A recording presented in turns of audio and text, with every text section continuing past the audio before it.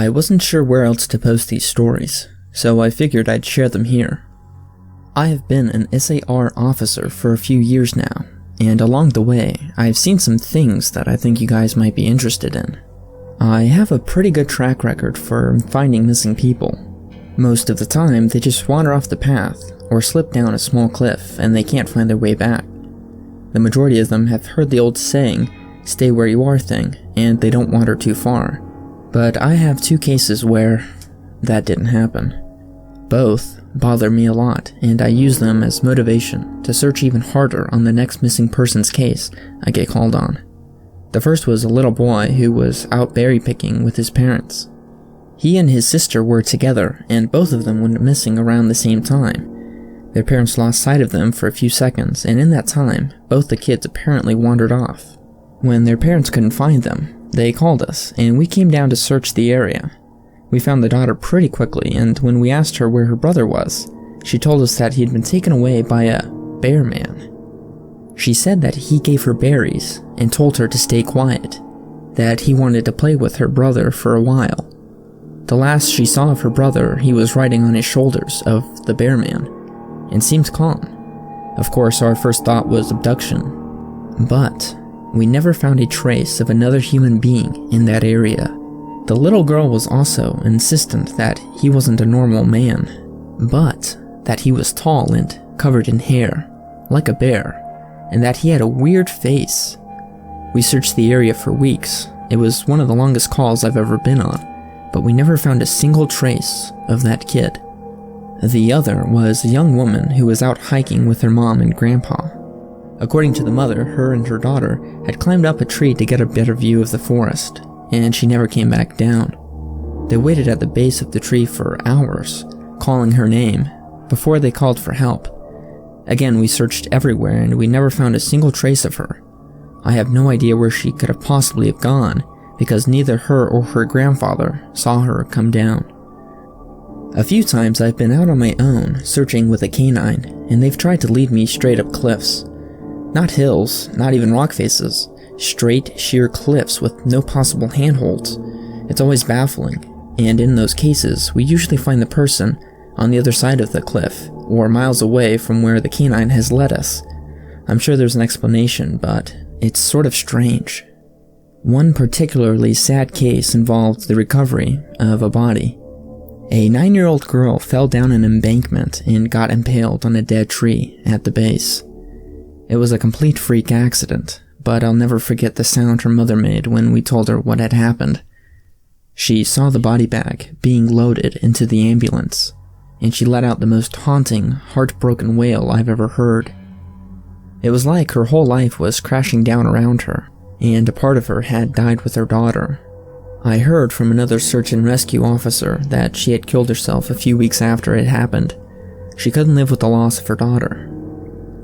I was teamed up with another SAR officer because we received reports of bears in the area. We were looking for a guy who hadn't come home from a climbing trip when he was supposed to, and we ended up having to do some serious climbing to get to where we figured he'd be. We had found him trapped in a small crevice with a broken leg. It wasn't pleasant. He had been there for almost 2 days and his leg was obviously infected. We were able to get him into a chopper, and I heard from one of the EMTs that the guy was absolutely inconsolable. He kept talking about how he's been doing fine, and when he got to the top, a man had been there. He said the guy had no climbing equipment and was wearing a parka with ski pants. He walked up to the guy, and when the guy turned around, he said he had no face. It was just blank. He freaked out and ended up trying to get off the mountain too fast, which is why he had fallen. He said he could hear the other guy all night, climbing down the mountain and letting out these horrible muffled screams. That story bothered the hell out of me. I'm glad I wasn't there to hear it. One of the scariest things I've ever had happen to me involved the search for a young woman who'd gotten separated from her hiking group. We were out until late at night because the dogs had picked up her scent. When we found her, she was curled up under a large rotten log. She was missing her shoes and pack, and she was clearly in shock. She didn't have any injuries, and we were able to get her to walk with us back to base operations. Along the way, she kept looking behind us and asking why that big man with black eyes was following us. We couldn't see anyone, so we just wrote it off as some weird symptom of shock. But the closer we got to base, the more agitated the woman got. She kept asking me to tell him to stop making faces at her. At one point she stopped and turned around and just started yelling into the forest, saying that she wanted him to leave her alone. She wasn't going to go with them, she said, and she wouldn't give us to him. We finally got her to keep moving, but we started hearing these weird noises coming from all around us. It was almost like coughing, but more rhythmic and deeper. It was almost insect-like. I don't really know how else to describe it. When we were within sight of the base, the woman turns to me, and her eyes are about as wide as I can imagine a human could open them. She touched my shoulder and says, "He says to tell you to speed up. He doesn't like looking at the scar on your neck." I have a very small scar on the base of my neck, but it's mostly hidden under my collar, and I have no idea how this woman saw it. Right after she said that, I heard that weird coughing right in my ear, and I just about jumped out of my skin. I hustled her to the base, trying not to show how freaked out I was, but I have to say, I was really happy when we left that area that night. This is the last one I'll tell, and it's probably the weirdest story I have. Now, I don't know if this is even true in every SAR unit, but in mine, it's sort of an unspoken, regular thing we run into. You can try asking about it with other SAR officers, but even if they know what you're talking about, they probably won't say anything about it. We've been told not to talk about it by our superiors, and at this point we've all gotten so used to it that it doesn't even seem weird anymore. On just about every case where we're really far into the wilderness, I'm talking 30 or 40 miles, at some point we'll find a staircase in the middle of the woods. It's almost like if you took a set of stairs in your house and cut them out and put them in the forest. I asked about it the first time I saw some, and the other officers told me not to worry about it, that it was normal. Everyone I asked said the same thing. I wanted to go check them out, but I was told very emphatically that I should never go near any of them. I just sort of ignore them now when I run into them because it happens so frequently. I have a lot more stories, and I suppose if anyone's interested, I'll tell some of them tomorrow. If anyone has theories about the stairs, or if you've seen them too, let me know. So, I logged back on tonight, and I was blown away by the staggering amount of interest this seemed to have generated. First off, I will address a few things that you guys have brought up. There's been an overwhelming amount of people mentioning the similarities between some of my stories and those of Dave Paulides. I assure you, I'm not trying to rip him off in any way. I've got nothing but respect for the guy. He's actually what inspired me to write this, because I can verify a lot of things he talks about. We do have a lot of these strange missing person cases, and most of the time they aren't solved. Either that or we find them in places they have no business being. I personally haven't been on many calls like that, but I'll share a few that I've seen, and a story my friend told me that relates to this. There was a lot of feedback about the stairs, so I'll touch on those briefly here, and I'll also include a story. They come in a variety of shapes and sizes, styles, and conditions. Some are pretty dilapidated, just ruins, but others are brand new. I saw one set that looked like they came from a lighthouse. They were metal and spiral, almost old-fashioned. The stairs don't go infinitely, or farther than I can see, but some sets are taller than others. Like I said before, just imagine the stairs in your house, as if someone cut and pasted them in the middle of nowhere. I don't have any pictures. It's never really occurred to me to try again after the first time, and I don't really feel like risking my job over it. I'll try again in the future, but I can't really promise anything. A few people expressed confusion about the guy who ran into the man with no face. Just to clarify, when the climber ascended and reached the top of this peak, he saw another man in a parka and ski pants. This was the man with no face. Sorry about the confusing wording of that story. I'll try to avoid that in the future. Alright, on to new stories. As far as missing persons go, I'd say about half the calls I get are related to that. The others are rescue calls. People who've fallen down cliffs and hurt themselves, get injured by fires. You wouldn't believe how often this happens, mostly drunk kids. Get bitten or stung by animals or insects. We're a tight team, and we have veterans who are excellent at finding signs of lost people. That's what makes these cases, where we never find any trace of them, so frustrating. One in particular was upsetting for us all, because we did find a trace of them, but it just led to more questions than answers. An older man had been hiking alone on a well-established trail, but his wife called to say that he hadn't come home when he should have.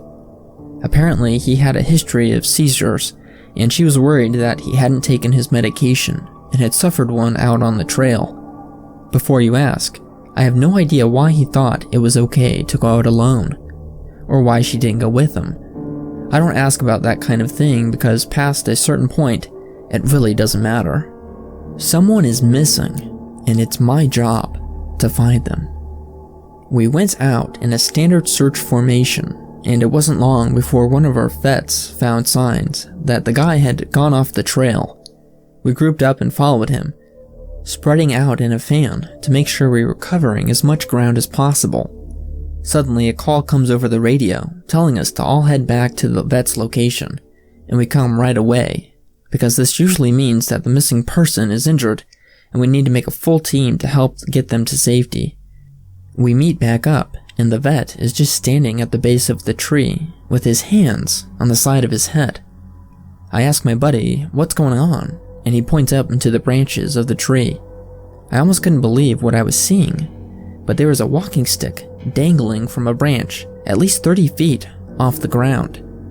The little strap thing on the handle has been looped around the branch, and it's just hanging there. There's no way the guy could have tossed it up that far, and we don't see other signs that he's still in the area. We call up into the tree, but it's obvious that no one's in it.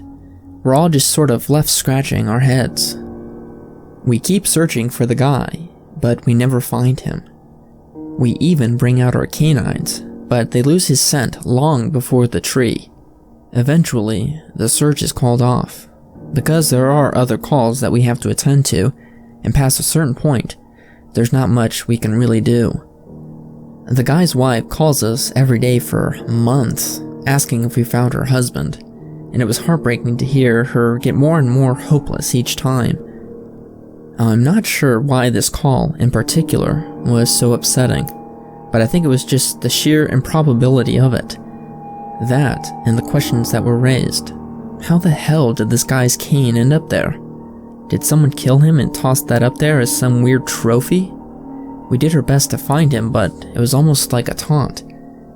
We still talk about that one, from time to time. Missing kids are the most heartbreaking. Doesn't matter what circumstances they go missing under, it's never easy, and we always dread the ones that we find deceased. It's not common, but it does happen.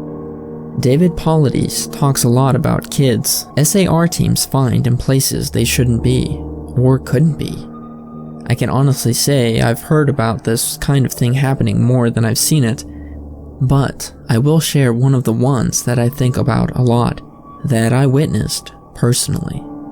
A mother and her 3 kids were out for a picnic in an area of the park that has a small lake. One is 6, one is 5, and the other is about 3. She's watching them all really closely, and according to her, she never lets them out of her sight at any time. She never saw anyone else in that area either, which is important. She packed their stuff up and started to head back to the parking area.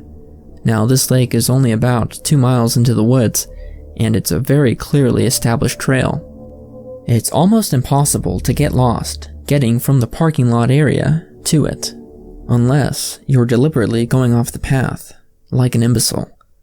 Her kids are walking in front of her when she hears what sounds like someone coming from the path behind her.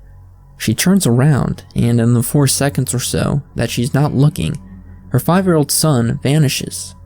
She figured he stepped off the trail to pee or something, and she's asking her other 2 kids where he went. They both tell her that a big man with a scary face came out of the woods next to them, took the kid's hand, and led him into the trees. The 2 remaining kids don't seem upset. In fact, she says later that it all seemed like they'd been drugged.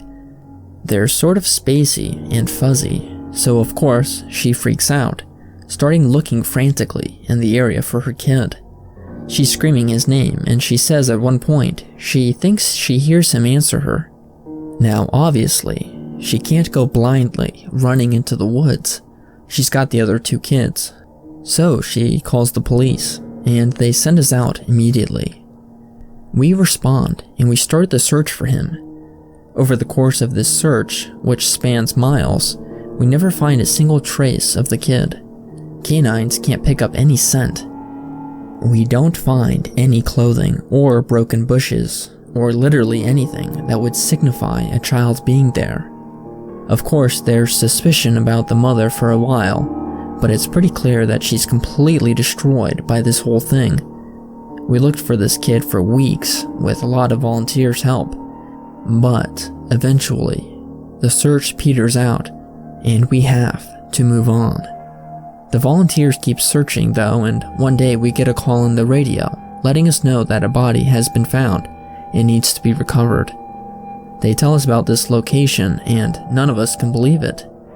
We figure it has to be a different kid, but we go out there, about 15 miles from the site where he'd vanished, and sure enough, we find the body of the kid we've been looking for. I have been trying to figure out how this kid got where he did ever since we found him, and I've never come up with an answer. A volunteer just happened to be in the area because he figured that he might as well look in places no one else would think to look on the off chance the body has been dumped. He comes to the base of a tall, rocky slope, and halfway up, he sees something. He looks through his binoculars and sure enough, it's the body of the little boy. Stuffed in a little opening in the rock, he recognizes the color of the kid's shirt, so he knows right away that it's the missing boy. That's when he calls it in, and we're dispatched. It took us about an hour to get his body down, and none of us could believe what we were seeing. Not only was this kid 15 miles from where he started, there was no possible way he could have gotten up there on his own. The slope is treacherous, and it's hard even for us with our climbing gear. A 5-year-old boy had no way of getting up there. Of that, I am certain. Not only that, but the kid doesn't have a scratch on him. His shoes are gone, but his feet aren't damaged or dirty, so it wasn't as if an animal had dragged him up there. And from what we can tell, he hasn't even been dead for that long. He'd been out there for over a month by that point, and it looked like he'd only been dead for, at most, a day or 2. The whole thing was unbelievably strange, and was one of the most disconcerting calls I've ever been on. We found out later that the coroner determined that the kid had died from exposure. He'd frozen to death, probably late at night 2 days before we found him. There were no suspects and no answers. To date, it's one of the weirdest things I have ever seen. One of my first jobs as a trainee was a search operation for a 4-year-old kid that had gotten separated from his mother. This was one of those cases where we knew we were going to find him because the dogs were on a strong scent trail and we saw clear signs that he was in the area. We ended up finding him in a berry patch about a half mile from where he'd last been seen. The kid wasn't even aware that he'd wandered off that far. One of the vets brought him back, which I was glad for, because I was really not good with kids and I find it really hard to talk to them and keep them company. As my trainer and I are headed back, she decides to take me on a detour to show me where one of the hot spots is, where we tend to find missing people. It's a natural dip in the land near a popular trail. and people will usually move downhill because it's easier. We hike out of there, it's a few miles away, and we get there in about half an hour or so. As we're walking around the area, and she's pointing out places she's found people in the past, I see something in the distance. Now this area we are in is about 8 miles from the main parking area, though there are back roads that you can take to get closer if you don't want to hike that far. But we're on a state-protected land, which means there can't be any kind of commercial or residential development out here.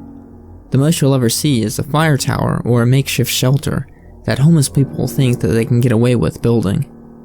But I can see from here that whatever this thing is, it has straight edges. And if there's one thing that you'll learn quickly, it's that nature rarely makes straight lines. I point it out, but she doesn't say anything. She just hangs back and lets me wander over and check it out. I get within about 20 feet of it, and all of the hair on the back of my neck stands up. It's a staircase in the middle of the woods. In proper context, it would literally be the most benign thing ever. It was just a normal staircase with beige carpet and about 10 steps tall. But instead of being in a house, where it obviously should be, it was out in the middle of the woods.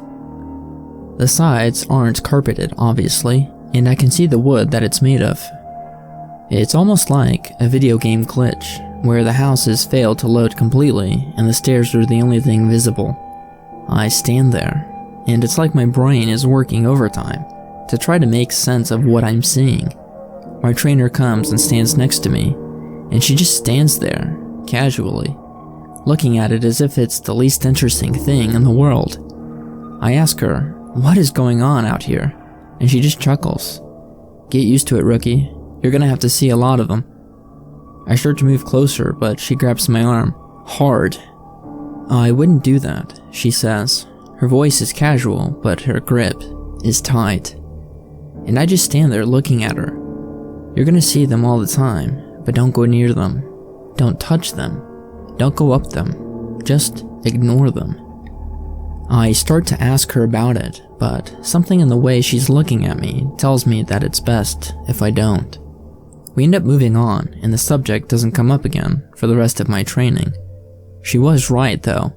I'd say about every 5th call I go on, I end up running across a set of stairs.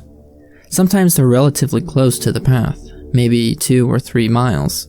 Sometimes they're 20 or 30 miles out, literally in the middle of nowhere. And I only find them during the broadest searches or training weekends. They're usually in good condition, but sometimes it looks like they've been out there for miles. All different kinds, all different sizes. The biggest I've ever seen looked like they came out of the turn-of-the-century mansion, and they were at least 10 feet wide, with steps leading up at least 15 or 20 feet. I've tried talking about it with people, but they just give me the same response my trainer did. It's normal. Don't worry about it. They're not a big deal. Don't go close to them, or up them. When trainees ask me about it now, I give them the same response. I don't really know what else to tell them. I'm really hoping someday I'll get a better answer, but it hasn't happened yet. This is another one of those less spooky and more sad. A young man went missing late in winter, when realistically no one should be going out that far out onto the trails. We closed a lot of them, but some remained open year-round, unless there's a ton of snow. We did opt for him, but we had about 6 feet of snow on the ground, and we knew it wasn't likely that we'd find him until spring when the thaw came. Sure enough, when the first big thaw came, a hiker reported a body a little ways off the main trail. We found him at the base of a tree, in a pile of melted snow. I knew right away what had happened, and it scared the living crap out of me. Most of you who ski or snowboard, or may have spent any time out on a mountain, will probably have guessed too. When snow falls, it doesn't collect as thick in areas beneath branches. It happens most with fir trees, because they have a sort of closed umbrella shape. So what you end up with is a space around the base of the tree that's filled with a mixture of loose, powdery snow, air, and branches. They're called tree wells, and they're not immediately obvious if you don't know what you're looking for. We put signs up in the Welcome Center, big ones, letting people know how dangerous they are, but every year that we get an unusual amount of snow, at least one person doesn't read them, or doesn't take them seriously, and we find out in the spring. My best guess is that this young man was hiking and got tired, or maybe had a cramp from walking in the deep snow. He went to go sit at the base of the tree, not knowing that there was a tree well, and fell in. He got stuck in with his feet up, and the surrounding snow caved in around him. Unable to free himself, he suffocated. It's called snow immersion suffocation, and it doesn't usually happen but in deep snow. But if you get stuck in a weird position, like this guy did, even 6 feet of snow can be lethal. What scares me the most was imagining how he must have struggled. Upside down, in the freezing cold. He didn't die quickly. The snow would have formed a dense and heavy pile on top of him, and would have literally felt impossible to get out. As it was harder and harder to breathe, he would have known what was happening. I can't even imagine what he was thinking in his last moments. A lot of my less outdoorsy friends want to know if I've ever seen the Goat Man while I've been out on calls. Unfortunately, I guess fortunately, I've never seen anything quite like that. I guess the closest was the whole black eye man thing, but I didn't ever see anything. However, there was this one call where I had something kind of similar happen, but I'm not sure I'm willing to chalk it up to the Goat Man. We'd gotten a report that an older woman had fainted along one of the trails and needed assistance getting back down to the main area. We hiked up to where she's at, and her husband is just beside himself. He runs, well, I guess more jogs to us, and tells us that he was a little ways off the trail looking at something when his wife starts screaming behind him. He runs back to her and she's passed out on the trail. We get her on board, and as we're getting her down to the Welcome Center, she comes to and starts screaming again. I calm her down and ask her what had happened.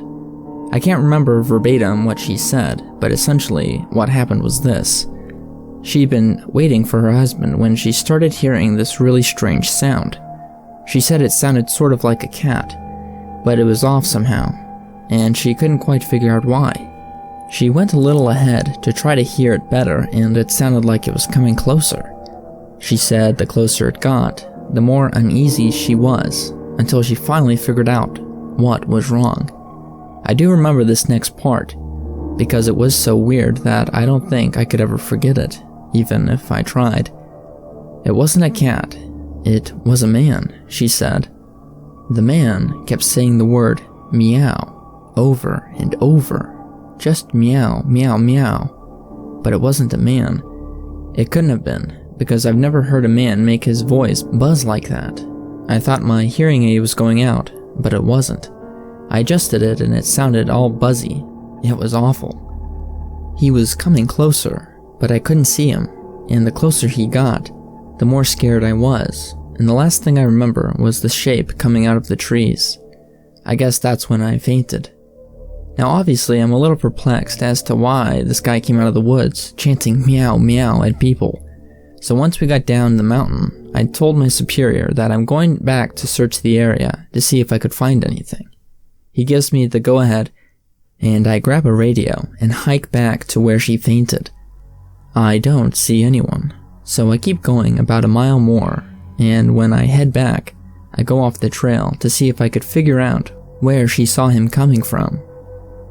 It's almost sunset at this point, and I don't have any desire to be out at night alone, so I just sort of write it off and make a mental note to check it out again tomorrow.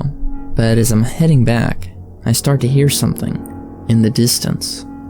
I stop and I call out for anyone in the immediate area to identify themselves.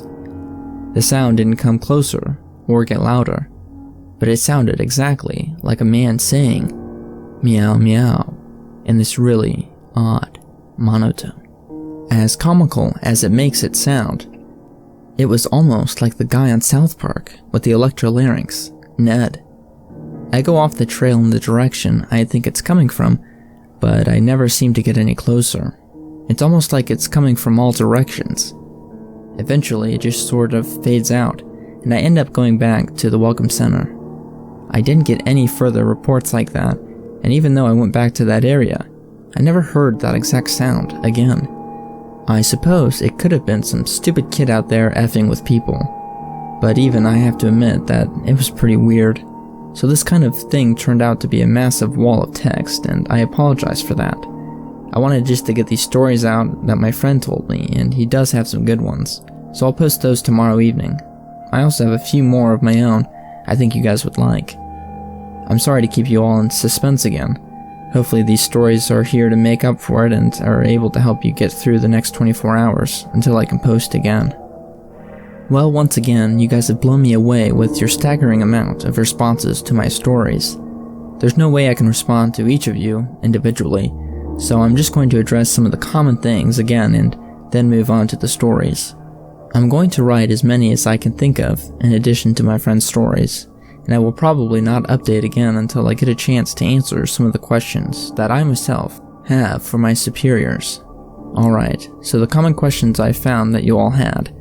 I'm not comfortable talking about where exactly I work. Unfortunately, in all reality, some of the things I've mentioned here could get me in a lot of trouble, or fired, so it's best that I don't discuss too much. I will say that I am in the United States and in an area that is comprised of a great deal of wilderness, while taking hundreds of miles of thick forest with a mountain range and a few lakes. There is still a great amount of interest in the stairs, and luckily for you guys, my friend has a story that I think you'll be very interested in. I'll go into it more at the end of this update. As for whether or not I have ever thought of asking my superiors about them, I have, but again, I don't want to risk my job over it. However, one of my former superiors no longer works with the search and rescue office, and it is possible that he would be willing to talk to me about it. I will be speaking to him later in the week, and I will let you know what comes of that.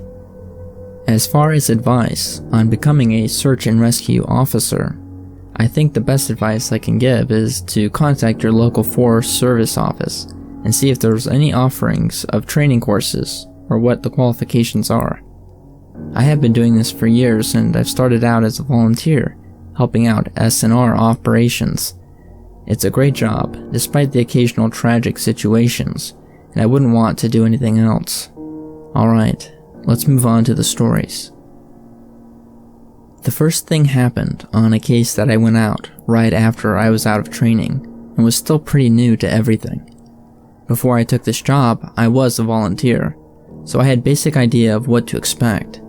But on those calls, you're mostly dealing with finding lost people after vets had found signs of them, and as a search and rescue officer, you go out of all kinds of cases, from animal bites to heart attacks. This case got called in early in the morning from a young couple who were up on one of the trails that goes by the lake. The husband was completely hysterical, and we couldn't really figure out what was going on. We could hear the woman screaming in the background, and he was begging us to come up there right away. When we got there, we see him holding his wife, and she's got something in her arms. She's screaming these awful, almost animal-like screams, and he's sobbing.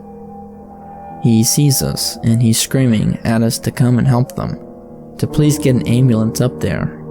Now obviously, we can't just drive an ambulance up to the walking path, so we ask him if he and his wife need any help, or if she can walk on her own. He's still hysterical, but he manages to tell us that it's not his wife that needs help. I go over, and one of the vets is trying to calm him down, and I ask the wife, what's going on? She's rocking, holding something, and just shrieking over and over. I crouch down and see whatever she's holding. It's covered with her blood.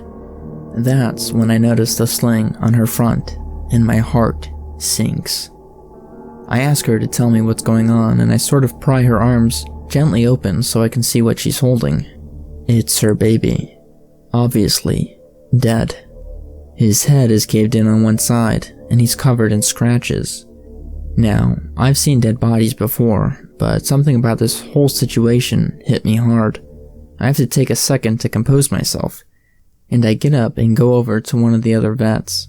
who were standing by. I tell him that it's a dead kid, and he sort of pats me on the shoulder and tells me that he'll deal with it. It took us over an hour to get this woman to let us even see her kid. Every time we try to take him away from her, she flips out and tells us that we can't have him, that he'll be okay if we just leave her alone and let her help him. But eventually, one of the vets managed to calm her down, and she gives us the body. We took it back to the med area, but when we found the EMTs show up, they told us that there was never any hope of saving the kid. He died instantly from the trauma to his head. I was good buddies with one of the nurses who met them at the hospital, and she told me later what had happened. Turns out this couple had been walking with their baby in the sling, and they stopped because the kid was fussing. The dad takes the kid out and is holding him, looking out over this little gully by the path. The mom comes next to him and stands there, but she ends up stepping on a loose patch of soil and she trips. She falls into the dad, who drops the kid, who ends up falling down 20 feet down this little gully onto rocks at the bottom. The dad climbed down and recovered the kid, but he'd fallen right on his head and was dead by the time he got there. The baby was about 15 months old. It was just a total freak accident. A series of events that just coalesced into this worst possible outcome. Probably one of the most awful calls I'd ever been on. I haven't seen a lot of animal bites in my time as a search and rescue officer, mostly because there aren't that many animals that come around the area. While there are bears in the area, they tend to stay pretty far away from people, and sightings are highly unusual. Most of the animals you'll see are the small ones, like coyotes or raccoons, skunks even. What we do see frequently, though, are moose. And let me tell you, moose are pretty nasty. They'll chase after anything for any reason, and God help you if you get in between one of them and their babies. One of the most amusing calls was a guy who had gotten chased down by an absolutely massive male moose and was stuck up a tree. It took us almost an hour to get him down. And when he was finally on solid ground again, damn, those things are big up close. I guess that's not really a scary story, but we still laugh about that one. I honestly don't know how I've forgotten this story, but it is, by far, the scariest thing that has happened to me. I guess maybe I've tried so long to forget that it just didn't come to my mind right away. As someone who spends literally all of their time out in the woods, you don't ever want to let yourself get scared of being alone, or out in the middle of nowhere. That's when you have experiences like this. You tend just to forget about them and move on. This is, to date, the only thing that has ever made me really seriously consider if this job is right for me. I don't really like talking about it much, but I'll do my best I can do to remember it all. As I recall, this took place right at the end of spring. It was a typical lost child call. A 4-year-old girl had wandered away from her family campsite and had been missing for about 2 hours. Her parents were completely despondent and told us what most parents do. My kid would never wander away, and she was so good about staying close. She's never done anything like this before. We assured the parents that we'll do everything we can to find her, and we spread out in a standard search formation. I was partnered up with one of my good buddies, and we were sort of casually holding conversation while we hiked. I know it sounds a little bit callous, but you do sort of become desensitized to what you've done this long. It becomes norm, and I think to a certain extent, you have to learn to desensitize yourself in order to work this job. We searched for a good 2 hours, going well beyond where we think she could be, and we come out of this small valley where something makes us both stop in unison. We freeze and look at each other, and there's almost a sensation like a plane depressurizing. My ears pop. I have this odd sensation of having dropped about 10 feet. I start to ask my buddy if he felt that, but before I can, we hear the loudest sound I've ever heard in my life. It's almost like a freight train passing directly by us, but it's coming from every direction at once, including above and below us. He screams something to me, but I can't hear him over the deafening roar. Understandably freaked out, we look all around us, trying to find the source of the sound, but neither of us sees anything. Of course, my buddy thought this is a landslide, but we're not near any cliffs, and even if we were, it would have hit us by now. The sound goes on, and we're trying to yell to each other, but even standing close together, we can't hear anything but this sound. Then, as suddenly as it started, it stops, like someone threw a switch and cut it off. We stand there for a second, perfectly still, and slowly, the normal sounds of the woods come back. He asks me, what the F just happened? I just kind of shrug, and we stand there looking at each other for a minute. I get on the radio and ask if anyone had just heard the end of the effing world, but no one else hears it, even though we were all within shouting distance of each other. My buddy and I just sort of shrug it off and keep going. About an hour later, we all check up on the radios, and no one's found the little girl. Most of the time, we won't search when it gets dark, but because we don't have any kind of lead on her, a few of us decide to keep going, including me and my buddy. We keep getting closer, and we're calling out for her every couple of minutes. At this point, I'm hoping beyond hope that we find her, because while I may not like kids, the idea of them being out in the woods all alone is awful. The woods can be intimidating to kids in the daylight. At night, well, it's a whole different beast. But what we're not seeing any signs of her, or getting any responses, and around midnight, we decide to turn around and head back to the rendezvous point. We're about halfway back when my buddy stops and shines his light to the right of us, into a really thick deadfall, or a group of dead trees. I ask him if he's heard a response, but he just told me to be quiet and listen for a second. I do, and in the distance, I can hear what sounds like a kid crying. We both call the girl's name and listen for any kind of response, but it's just this really faint crying. We head in the direction of this deadfall and go around it, calling her name over and over. As we get closer to the crying, I start getting this weird feeling in my gut, and I tell my buddy that something isn't right. He tells me he feels the same way, but we can't figure out what it is. We stop where we are and call the girl's name again, and at the same time, we both figure it out. The crying is on a loop. It's the same little hitching sob, then wail, then quiet hiccup, repeated over and over. It's exactly the same every time, and without saying another word, we both take off running. It's the only time I've ever lost my composure like that, but something about it was so incredibly wrong, and neither of us wanted to stay out there anymore. When we got back to the rendezvous, we asked if anyone else had heard anything strange, but no one else knew what we were talking about. I know it sounds sort of anticlimactic, but it kinda effed me up for a long time. As for the little girl, we never found a trace of her. We kept an eye out for her and all the other people who we've never found, but frankly I doubt we'll ever find anything. Of the missing persons call I've gone out on, only a handful have ever resulted in a complete disappearance, meaning no trace of the person and nobody ever found. But sometimes finding a body just leads to more questions than answers. Here are some of the bodies we found that have become infamous in our team. A teenage boy whose remains were recovered almost a year after he'd vanished. We found the top of his skull, 2 finger bones, and a camera almost 40 miles from where he was last seen. The camera was sadly destroyed. The pelvis of an older man who had vanished a month earlier. That's all that was found. A lower jaw and a right foot of a 2-year-old boy on the highest peak of a ridge in the southern part of a park.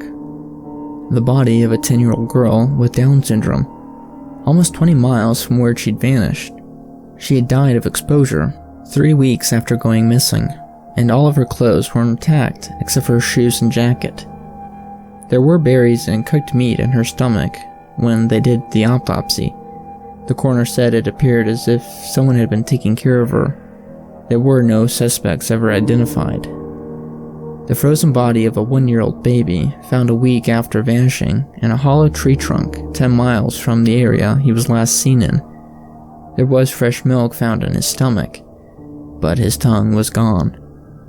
A single vertebrae and a right kneecap of a 3-year-old girl found in the snow almost 20 miles from the campground her family had been previously camping at that summer. Now on to a couple of stories my friend told me. I mentioned that you were all interested in the stairs and you're in luck. He's had a bit of a closer encounter with them, though he doesn't have any explanation for them. He does have a bit more experience with them than I do.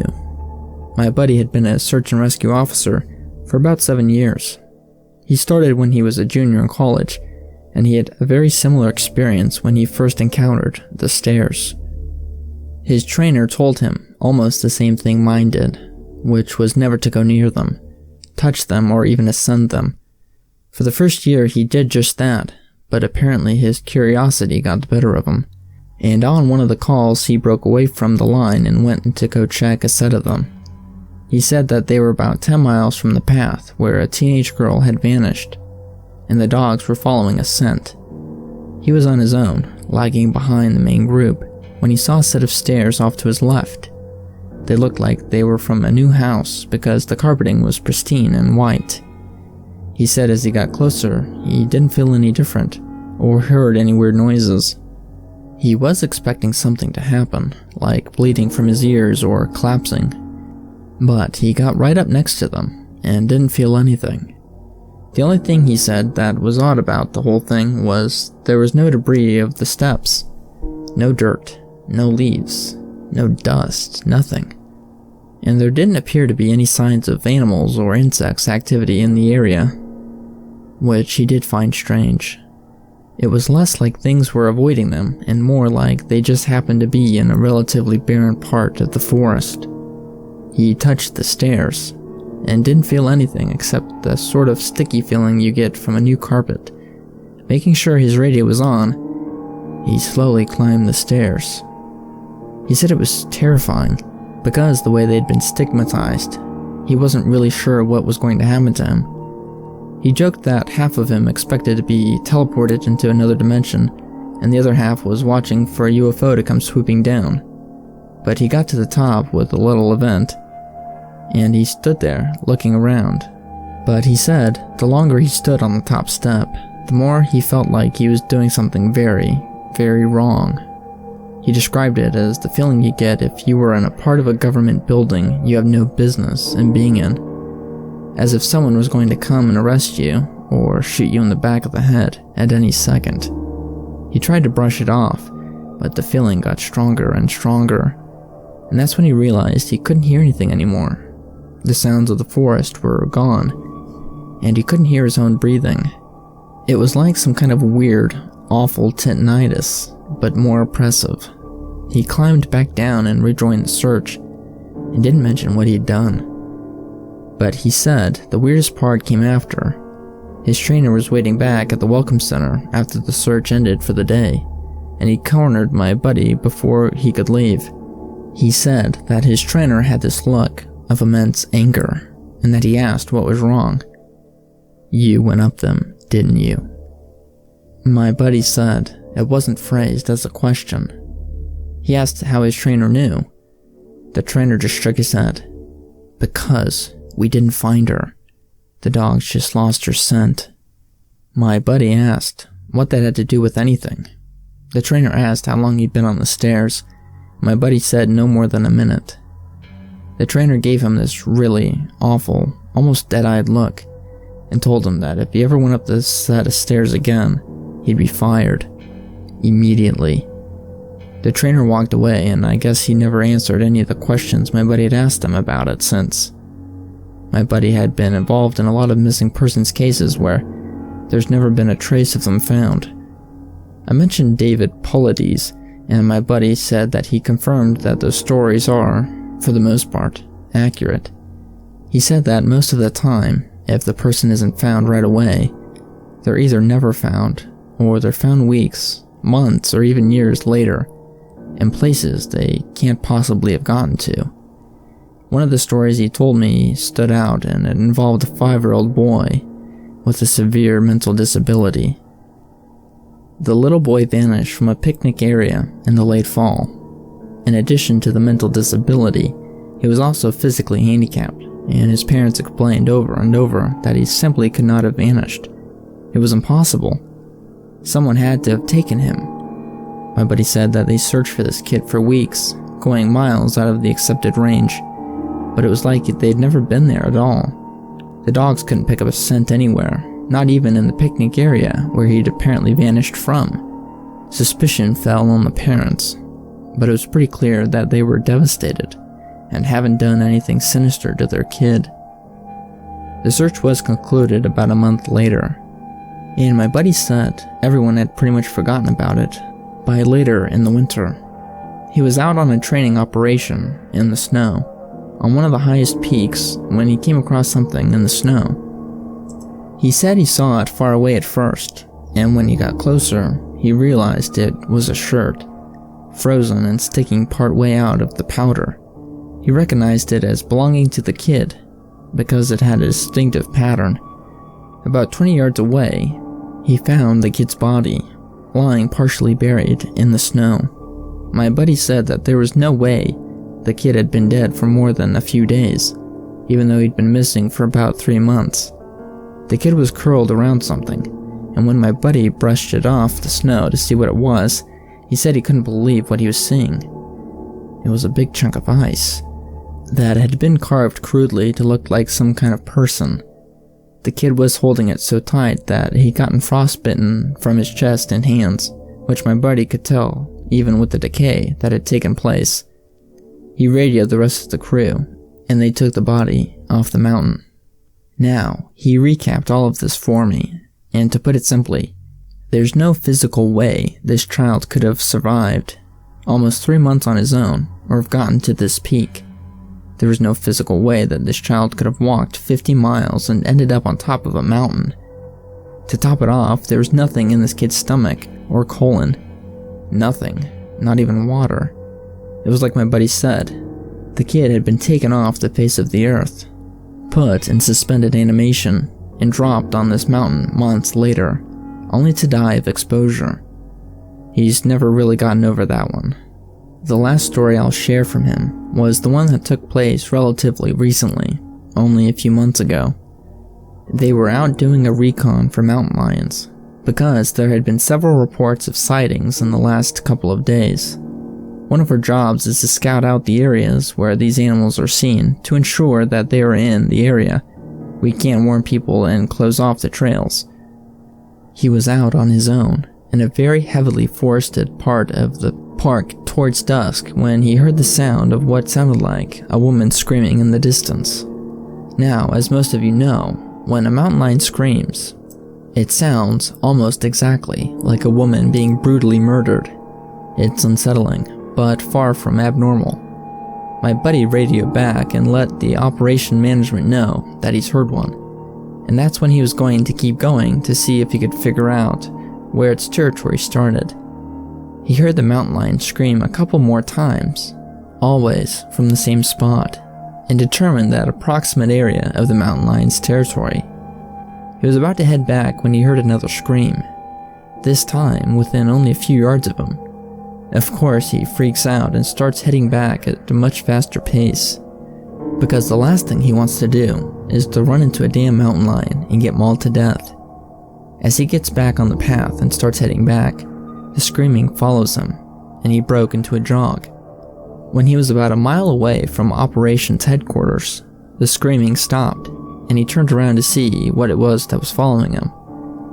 It was almost night at this point, but he said in the distance, just before the path rounded the corner, he could see what looked like a male figure.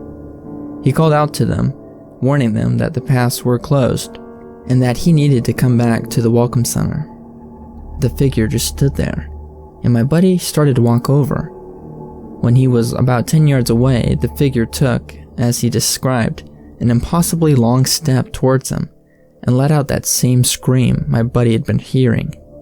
My buddy didn't even say anything. He just turned and sprinted back to the operations headquarters, never looking behind him. By the time he got back, the screaming moved back into the woods. He didn't mention it to anyone, just said that there was a mountain lion in the area, and that they would need to close the paths until the animal could be located and moved. I'm going to end this entry here, since it turned into a huge wall of texts. I'm going to be headed out on a yearly training operations tomorrow morning, so I'll be gone until early next week. I'll be meeting with a lot of former trainers and buddies who worked in the other areas of the park. I'll be asking around about any stories they'd like to share. I'm so glad you guys like these stories and find them interesting. And once I'm back from this operation, I'll be sure to continue to share them. Hey guys, I'm back from my training op, and I have a lot of really interesting stories to share with you. I've got enough that I'm going to break them up into 2 parts, this being the first. I'd love to put them all out here on one entry, but I haven't had the chance to write them all down yet. I haven't had anything too crazy happen while I was out there, but we did have one incident with a rookie that I found relevant. Since I'm sure you guys have been wanting these for some time, I'll just get right into these stories. I'll assign each batch of stories to the person who told them to me. KD. KD is a vet who's an SAR officer for about 15 years. She specializes in high elevation mountain rescues and is widely considered as one of the best in her field. She was one of the more enthusiastic storytellers, and since we were here together, she ended up telling me about 4 of the stories that really stuck with me.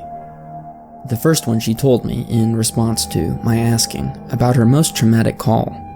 She shook her head and told me that really bad calls happen more frequently on the mountain, since the potential for nasty accidents is higher. About 5 years ago, one of the parks she worked with had a string of disappearances. It was a bad year, she said, one of the worst on record as far as weather went. They were getting about a foot of snow each and every day, and there was about a few avalanches that killed some climbers. They've warned people about staying on the mapped areas, but of course there are always those who didn't listen. One in particular nasty case, an entire family got wiped out because the father decided that he knew better than the officials, and he took them out into an area that wasn't safe.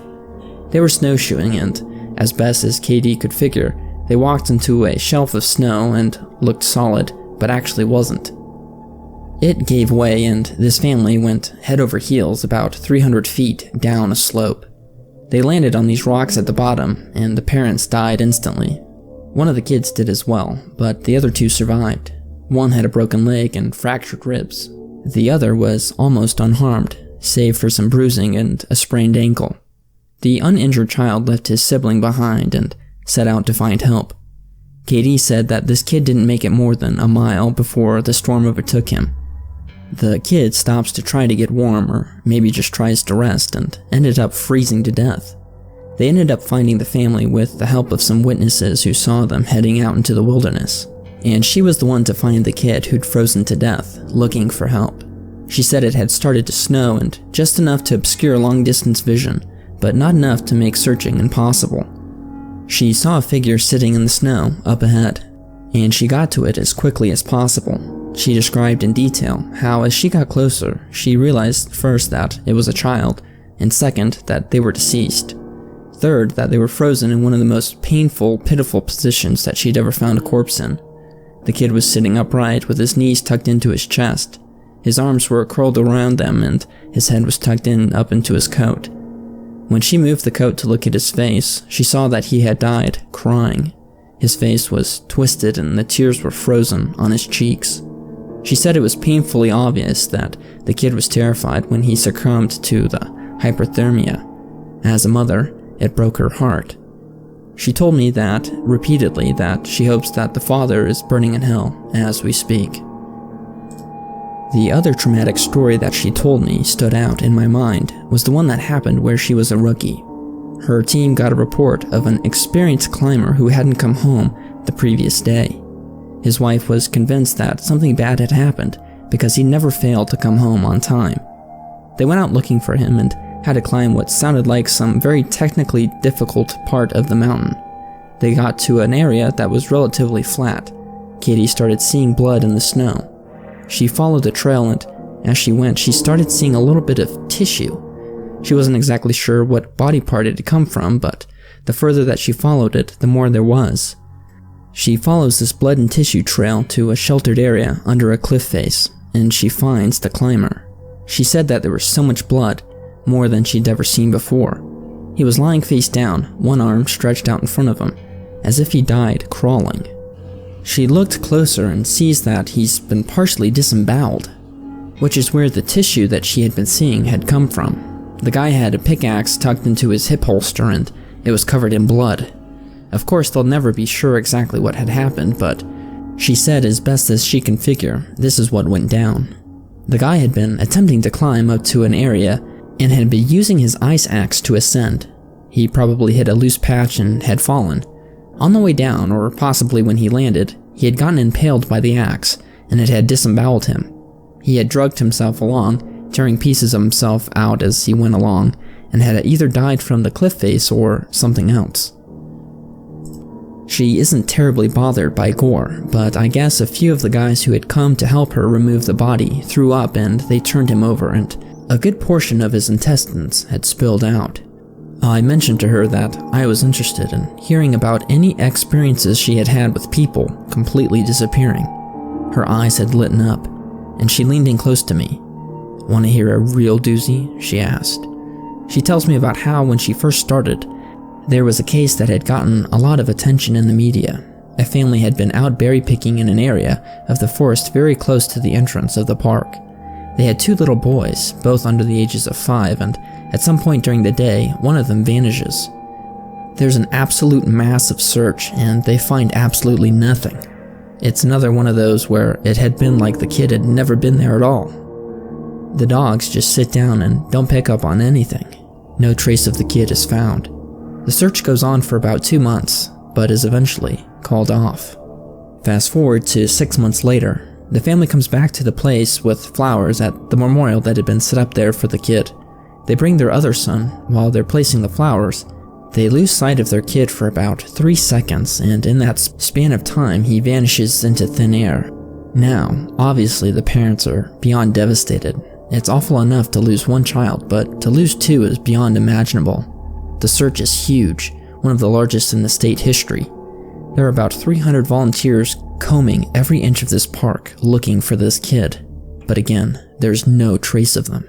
The search goes on for about a week, with people looking miles from the part of the park where he had vanished from. And then, almost 2 weeks later, a volunteer about 15 miles from the designated search area radios in that he has found the kid. They assume that this kid was dead, but the volunteer says that not only is he alive, he's in really good shape. Katie and her team go out to recover this kid, and when they get out there, she can't believe that this kid has been missing. His clothes are clean and there's no dirt on him anywhere, and he doesn't appear traumatized. The volunteer says that he found the kid sitting on a log, playing with a little twig bundle that he'd bound together with some old rope. KD asks him where he has been, who he was with for those 2 weeks, and the kid tells him that he was with this fuzzy man. Now KD firmly believes in Bigfoot, so she gets all excited and asks him, "What do you mean by fuzzy? Was he just hairy?" But this kid says no, he wasn't hairy, he was a fuzzy man, and describes a man that was blurry, like when you close your eyes but not all the way, and that you kinda have to squint. He says that the man came out of the trees and took the kid with him deep into the woods. The kid says that he slept in a hollow tree, and the fuzzy man gave him berries to eat. Katie asks if the man was mean, if he scared the kid, and the kid said no, he wasn't scary. But I don't like how he didn't have eyes. Katie says that the kid gets back to the headquarters and a cop takes him into town to talk to him more about what had happened. She's friends with the cop that talked to him. She said that the kid described being kept in a tree by the fuzzy man and given berries whenever he was hungry. He was allowed to wander around a very specific clearing, but when he tried to go further, the fuzzy man would get mad and yell at him really loud even though he didn't have a mouth. When the kid got scared at night, the fuzzy man made it go brighter and gave him the twig bundle. He said that the fuzzy man was going to keep him, but he had to let him go because the kid wasn't the right kind. He either can't or won't elaborate more on that. The cops are just sort of left scratching their heads, and the search for his brother is renewed with no results. The kid has no idea where his brother might be, and they'll never find him. The last story that Katie told me was something that had happened to her when she got separated from her training group when she was a rookie.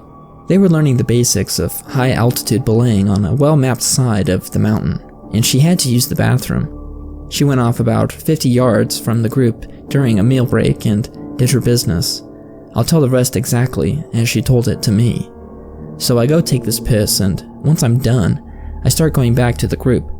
But I've only gotten about 5 feet when I realized I have no idea where I am. And this wasn't oh, I got turned around and lost. I mean, I had literally no clue where I was. If you'd ask me, I don't even think I'd been able to tell you what state I was in. It was sort of how I imagine people with amnesia feel, you know? You're completely lost and you have no idea what to do. So I just stood there for a while, just trying to figure out what the freak was going on and what I was supposed to do. But the longer I stood there, the more confused and turned around I got, so I started walking. As I recall, I just picked up a random direction and went for it. And as I'm walking, it just gets worse and worse to the point where I have no concept of why I'm on this mountain in the first place. I'm just trudging through the snow and I start hearing this voice. It's kind of inside my head almost, like if a frog could talk, all low and croakety. It's telling me over and over that it's okay, you just need to find something to eat. Find something to eat and you'll be okay. Just keep walking and find something to eat. Eat. So I start looking around for anything that I can eat, and I swear, I have never felt so hungry in my whole life. It was a bottomless hunger, and I think I've eaten just about anything you'd put in front of me, right then and there. I had no concept of time, so I had no idea how long I'd been out there, when I hear an actual voice coming towards me. I go towards it, and it's one of those SAR officers. He looks terrified. He's running towards me, asking if I'm okay and what the hell I was doing out here. And the scary thing was, as he's running towards me, I kinda see myself reaching into my belt for my hunting knife. I'm not even really thinking about what I was doing, but I was thinking that I did have to eat. If I don't eat, I'll never be okay again, so I just have to eat. He sees me doing that and he kinda backs off right away. He yells at me to put my knife away and that he's not gonna hurt me. And that kinda snaps me back. All of a sudden, I know exactly where I am and I put the knife away. I run to him and ask how long I'd been gone, and thinking that he'd tell me maybe half an hour or two, he tells me that I've been gone for 2 days. I've gone over peaks and ended up almost on the other side of the mountain, and if I'd kept going, I would have ended up wandering into the 300-mile wilderness. They'd never had found me. They can't even believe I'm not dead, and of course, I don't know what the freak to think. To me, no time has passed at all. I don't say anything. I just go back with them to the rendezvous point and I'm taken back to HQ to be airlifted to the air hospital. When I get there, they do all kinds of tests and try to figure out what had happened. As best as they can guess, I had some kind of weird fugue state, which is kind of like amnesia or a weird seizure that knocked my brain out of whack. But the truth is that we really don't know. It's never happened again, but I will tell you, ever since then, I'm never going out into the wilderness alone. People rag on me for making them come with me and when I have to leave the group, but I just tell them that listening to me piss in the snow is better than losing me for 2 freaking days on the mountain. E.W. The next person I talk to is E.W., a former trainer who now works with an EMT group. He still comes to the ops, like this, to help out, but doesn't work full-time for us anymore. He's specializing in finding lost kids. He just seems to have this sixth sense when it came to knowing where they'd gone. He's a legend amongst the more senior vets, but he gets embarrassed if you compliment him on his work.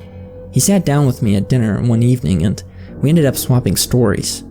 Most of them were just these casual ones, but when we got to the super subject of weirder calls, I mentioned that I'd probably had a buddy who'd gone up a set of stairs. He kind of got quiet and asked me if I heard of the little boy who disappeared from the park a few years back. I hadn't, so he told me this story. They were out looking for this 11-year-old boy, Joey, who'd gone missing near a river. Of course, the first thought was that he'd fallen in and drowned, but when they brought out the dogs, they led the SAR officers with them up this river and into a very densely forested area. When we do searches for people, we search in a grid pattern, and we search every box on that grid incredibly thoroughly. What EW's team noticed right away was that there was a very strange pattern that was emerging. Dogs alternating in boxes were picking up Joey's scent, but losing it right when they overlapped into another box. If you think of a checkerboard, Joey's scent was being picked up in random black squares, but never in the red.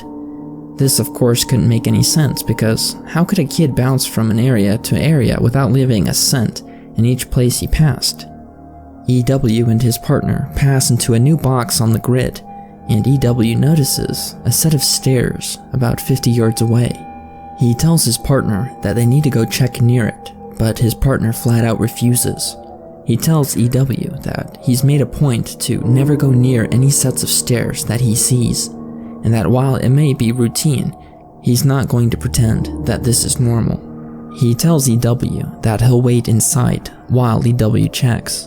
EW says that he was irritated, but he felt for the guy and didn't push him on the subject. I walked over to the stairs, and there were some small kind of like stairs that would go into like a basement.